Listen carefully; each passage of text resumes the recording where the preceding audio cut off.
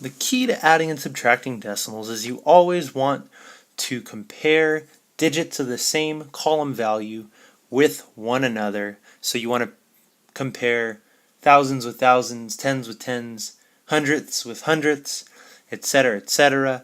And oh wait, I see an easy strategy in the distance. Let's go a little closer.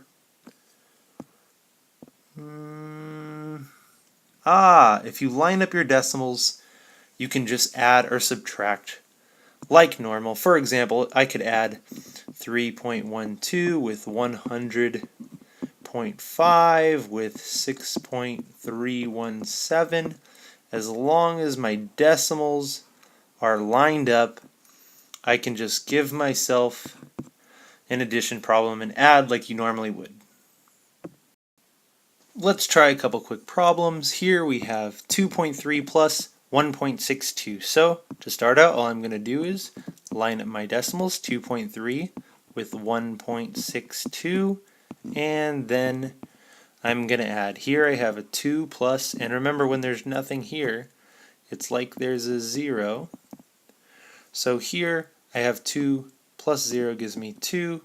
I have 3 plus 6, which gives me 9.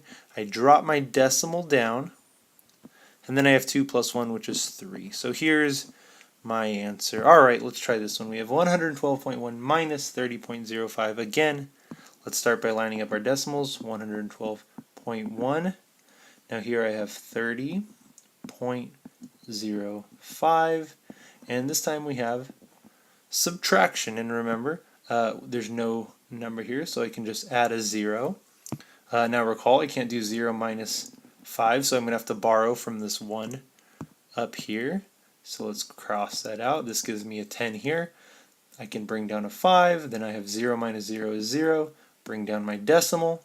2 minus 0 is 2. I can't do 1 minus 3, so again I need to borrow from this 1 over here. That gives me 11.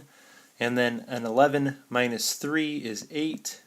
And I have my answer, 82.05.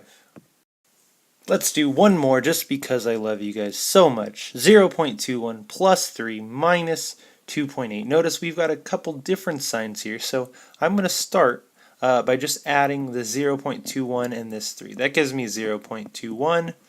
My 3 is going to go here, since the decimal is assumed to be after it.